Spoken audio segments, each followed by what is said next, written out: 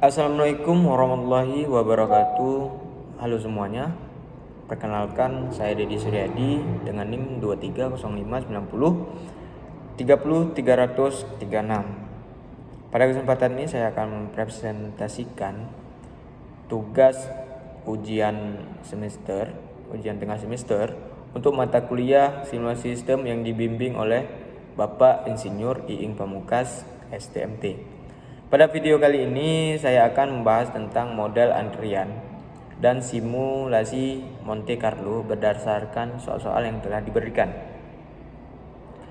Baik, yang pertama, apa pengertian dari simulasi sistem? Nah, simulasi sistem adalah proses peniruan atau imitasi terhadap perilaku suatu sistem nyata menggunakan model komputer untuk memahami, menganalisis, dan memprediksi kinerja. Melalui simulasi, kita dapat melihat bagaimana sistem bekerja tanpa harus mengganggu sistem sebenarnya. Contohnya, simulasi yang digunakan untuk dapat melihat perubahan jumlah loket terhadap waktu tunggu pelanggan di bank atau terminal. Dengan cara ini, keputusan dapat dibuat lebih efisien dan berbasis data nyata. Yang kedua, apa yang dimaksud dengan model antrian dan apa saja komponennya? Model antrian adalah representasi dari sistem yang melibatkan proses kedatangan pelanggan, proses pelayanan, dan pembentukan antrian. Tujuan utama adalah untuk menganalisis keseimbangan antara waktu tunggu pelanggan dan efisiensi pelayanan.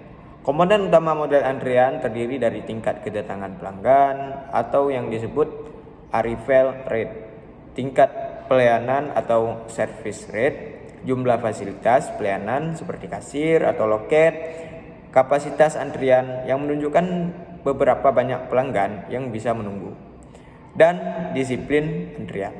Misalnya, siapa yang dilayani terlebih dahulu, biasanya menggunakan sistem FIFO atau first in, first out. Nah, yang ketiga, sebutkan jenis-jenis model antrian beserta contohnya. Ada beberapa jenis model antrian yang umum digunakan. Pertama, ada single channel, single phase. Contohnya, suatu loket pembayaran listrik di mana pelanggan dilayani satu persatu. Kedua, multi channel single phase. Contohnya beberapa kasir di supermarket yang melayani pelanggan secara bersamaan. Ketiga, single channel multi phase. Seperti proses di bengkel kendaraan di mana setiap mobil melewati beberapa tahap pemeriksaan oleh petugas yang sama. Dan yang keempat, multi channel multi phase. Misalnya pelayanan di rumah sakit besar di mana pasien diperiksa melalui beberapa tahapan oleh petugas yang berbeda. Nah, soal yang keempat, apa yang dimaksud dengan simulasi Monte Carlo?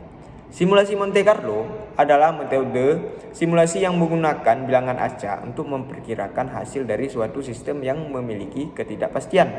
Prinsip utamanya adalah melakukan percobaan acak secara berulang untuk mendapatkan distribusi kemungkinan hasil. Metode ini banyak digunakan dalam bidang keuangan, manajemen risiko, perencanaan proyek, dan sistem operasi. Dengan Monte Carlo, kita dapat memprediksi berbagai kemungkinan hasil dan menghitung rata-rata, varian, serta peluang terjadinya suatu kondisi tertentu. Soal yang kelima, bagaimana langkah-langkah pelaksanaan simulasi Monte Carlo? Langkah-langkahnya terdiri dari 5 tahapan utama. Pertama, menentukan masalah dan variabel acak yang ingin disimulasikan. Kedua, menentukan distribusi probabilitas untuk setiap variabel. Misalnya, peluang kedatangan pelanggan atau waktu pelayanan. Ketiga, menghasilkan bilangan acak menggunakan generator komputer untuk mewakili kejadian-kejadian acak tersebut. Keempat, menjalankan percobaan simulasi berulang kali untuk menghasilkan berbagai kemungkinan dan hasil. Dan yang kelima, menganalisis hasil simulasi dengan menghitung rata-rata, deviasi, dan pola hasil untuk pengambilan keputusan. Baik, soal yang keenam, berikan contoh penerapan simulasi Monte Carlo dalam kehidupan nyata. Nah, jadi salah satu contoh penerapan Monte Carlo adalah dalam peramalan keuntungan harian sebuah toko. Kita bisa memasukkan data seperti jumlah pembeli yang bervariasi setiap hari dan harga jual yang berubah-ubah. Dengan melakukan simulasi berulang-ulang, kita dapat memperkirakan kisaran keuntungan yang mungkin diperoleh. Dari hasil ini, manajer toko dapat mengambil keputusan yang lebih akurat dalam mengatur stok dan strategi harga. Contoh lain adalah sistem pelayanan bank, di mana Monte Carlo digunakan untuk mensimulasikan waktu kedatangan nasabah dan waktu pelayanan oleh teller secara acak. Hasil simulasi membantu menentukan jumlah teller optimal agar waktu tunggu pelanggan berkurang, tetapi biaya operasionalnya tetap efisien. Nah, soal yang ketujuh, apa hubungan antara model antrian dan simulasi Monte Carlo? Model antrian dan simulasi Monte Carlo dapat digabungkan untuk menganalisis sistem pelayanan yang bersifat acak. Model antrian menggambarkan struktur sistem, bagaimana pelanggan datang, menunggu, dan dilayani. Sedangkan Monte Carlo digunakan untuk mengacak variabel-variabelnya seperti waktu kedatangan dan waktu pelayanan.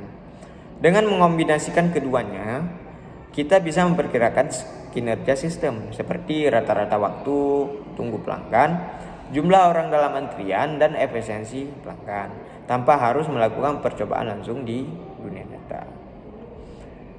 Nah, dari seluruh pembahasan tadi dapat disimpulkan bahwa simulasi sistem adalah alat penting untuk menganalisis dan memperbaiki kinerja sistem nyata tanpa harus mengujinya secara langsung. Model antrian membantu memahami interaksi antar pelanggan dan sistem pelayanan, sedangkan simulasi Monte Carlo memungkinkan kita memperkirakan hasil dalam kondisi yang tidak pasti. Kedua, sangat berguna dalam dunia industri, pelayanan publik, serta manajemen operasional untuk meningkatkan efisiensi dan kualitas keputusan. Demikianlah presentasi saya mengenai model antrian dan simulasi Monte Carlo. Terima kasih atas perhatian Anda. Saya Didi Suryadi dengan NIM 230590300336, mahasiswa pada mata kuliah simulasi sistem dengan dosen pengampu Bapak Insinyur Iing Pongkas STMT. Semoga penjelasan ini bermanfaat dan dapat menambah wawasan kita semua. Lebih dan kurang saya mohon maaf. Wassalamualaikum warahmatullahi wabarakatuh.